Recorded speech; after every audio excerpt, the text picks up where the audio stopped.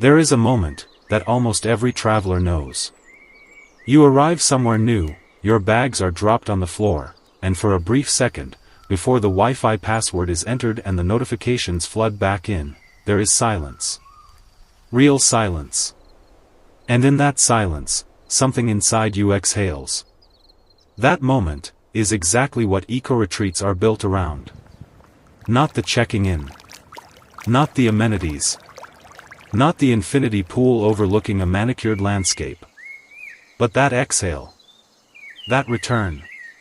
That quiet, almost forgotten sense that the world is larger, slower, and more alive than the one we navigate on screens every single day.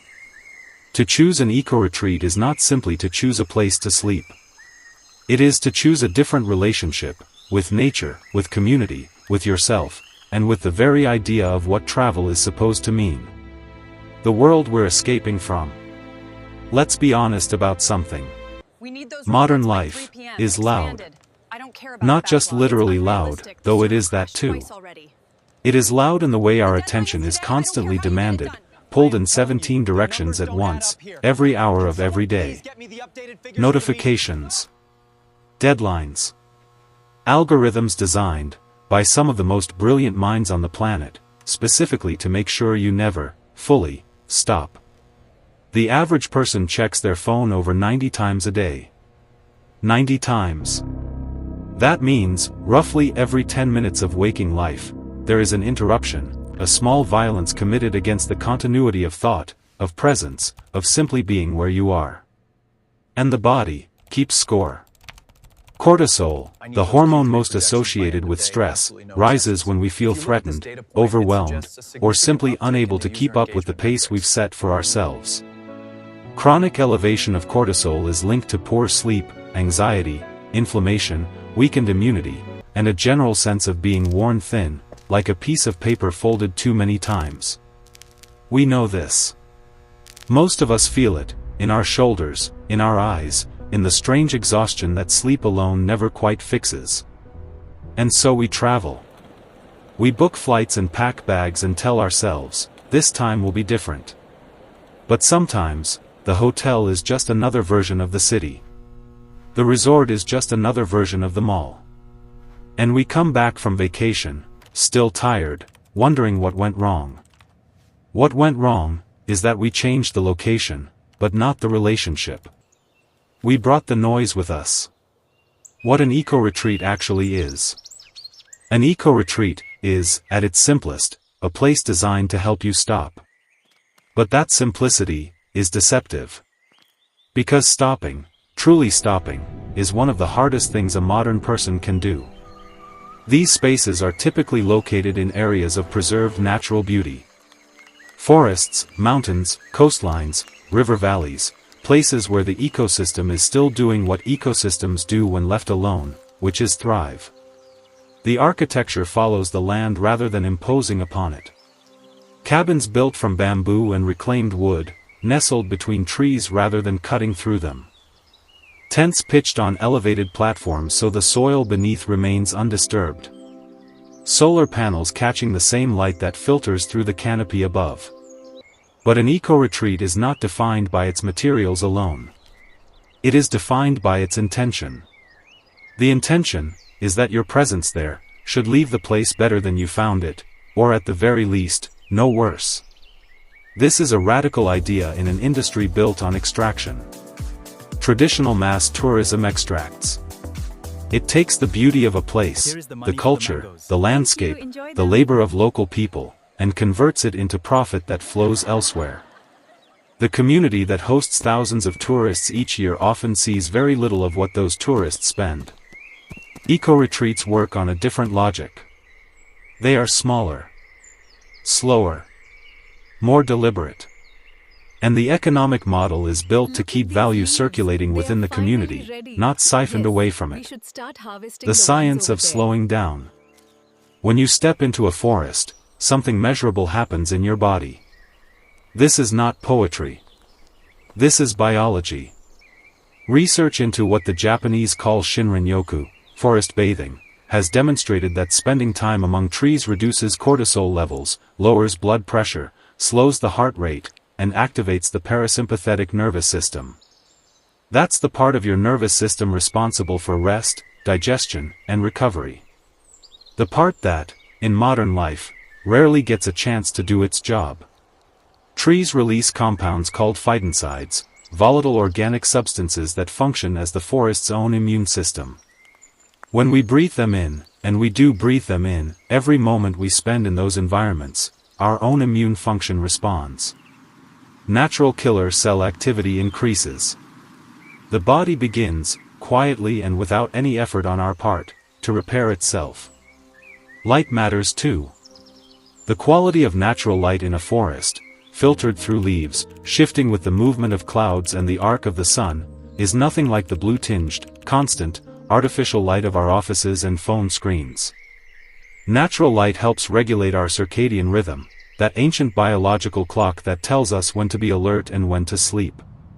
When the circadian rhythm is disrupted, as it chronically is for most people living under artificial light, sleep quality suffers, mood destabilizes, and the body struggles to perform the repair work it does during deep rest. An eco-retreat, almost by accident of its setting, restores these conditions. You wake with the light. You eat when you're hungry. You move at the pace of the landscape around you. And your body remembers something it had almost forgotten. Practices that belong to the land. Most eco-retreats offer structured activities, but structured here does not mean rigid. It means intentional. Yoga at dawn, practiced on a platform overlooking mist rising off a valley, is a different experience than yoga in a studio with mirrors and ambient music. The postures are the same. But the relationship to the body, to the breath, to the moment, shifts when the world beyond the mat is alive and moving. Meditation guided through a forest trail, where the instruction is simply to walk slowly and listen, requires nothing of you except your presence. And presence, genuine, unhurried presence, turns out to be one of the rarest and most restorative states a human being can inhabit. Look at that over there. There are also practices specific to the land itself. Learning to identify medicinal plants with a local guide who has known this forest since childhood. Participating in a ceremony that has been performed in this place for generations. Cooking over fire with ingredients pulled from a garden that morning. These are not performances staged for tourists. When done with integrity, and in a well-designed eco-retreat, they are invitations into a living relationship with place. And that relationship, brief as it may be for the visitor, can change something in how you see the rest of your life. The economy of care. There is an economic argument for eco-retreats that is worth understanding, because it reframes the act of spending money on travel. Economists use the term leakage to describe what happens when tourist spending flows out of a destination rather than staying within it. A large international resort chain, for example, brings its brand, its management, its supply chains, and often even its food from elsewhere. Yes, thank you. The local community provides the land and sometimes the labor, but little of the economic value generated actually circulates where it's needed. Eco-retreats, by design and by necessity, tend to reverse this. The guide who takes you through the forest is from the village nearby. The cook who prepares your meals learned those recipes from her grandmother. The vegetables on your plate were grown on a farm within walking distance, by a family who has farmed that land for decades. When you pay for an eco-retreat experience, you are, in a real and traceable way, supporting a web of human lives. You are helping a family afford school fees. You are giving a traditional craftsperson reason to keep making what they make. You are funding the small, quiet infrastructure of a community's dignity. This is what responsible tourism means in practice. Not a certificate on the wall or a green leaf logo in the corner of a website. But the actual circulation of value, in a direction that sustains life. A different definition of luxury. We need to talk about what luxury means, because it is changing. And the change is more significant than a marketing trend. For most of the 20th century, luxury in travel was defined by excess. Larger rooms. More staff. Richer materials. A hierarchy of service that was often, if we're honest, a little uncomfortable, built on a quiet understanding that some people exist to serve and others exist to be served. That model is aging. Not disappearing overnight, but aging. The travelers who are choosing eco-retreats, and their numbers are growing every year, have begun to define luxury differently. Luxury is access to genuine silence. Luxury is a sky full of stars unobscured by light pollution. Luxury is the feeling of eating food that was alive this morning, prepared by someone who cares about what they're making. Luxury is space. Real physical space, between you and the nearest crowd. Luxury, increasingly, is the feeling that your presence somewhere is doing no harm. That you are a guest the land can sustain, not a burden it has to absorb. There is a profound psychological satisfaction in that feeling. It is not guilt-free travel, because all travel has some footprint. But it is travel with integrity. And integrity, it turns out, is one of the most luxurious feelings available to a human being in the 21st century. Beyond sustainable, the regenerative vision. The conversation in responsible travel has moved, and is moving fast. Sustainability was the goal for a long time. Leave no trace. Minimize impact. Do less damage. Those are necessary principles. But they are, in a sense, a floor, not a ceiling. They describe the minimum condition for a relationship with the natural world that doesn't make things worse. And making things not worse, is no longer enough. The concept gaining ground now is regeneration. The idea that travel, done with intention and structure, can actively restore what has been degraded. Eco-retreats built on land that was once cleared for cattle, now managed as reforested corridors that wildlife is slowly returning to. Tourism revenue funding the protection of wetlands. Guests participating, if they choose, in seed planting projects, coral restoration, or community food forests. This is not a romantic fantasy. It is happening, in pockets around the world, often quietly, without much press. People who decided that their patch of land, their small operation, their handful of guests per season, could be a site of healing rather than harm. The traveler who chooses this, is not a saint. They are not making a sacrifice. They are simply choosing an experience that is richer, more real, and more meaningful than the alternative. An experience that connects rather than isolates. That gives back, rather than takes. Coming home different. Here is something that eco-retreat operators notice consistently, and that researchers in the field of eco-psychology are beginning to document. People who spend meaningful time in natural environments, who slow down enough to actually be somewhere, come home changed. Not dramatically.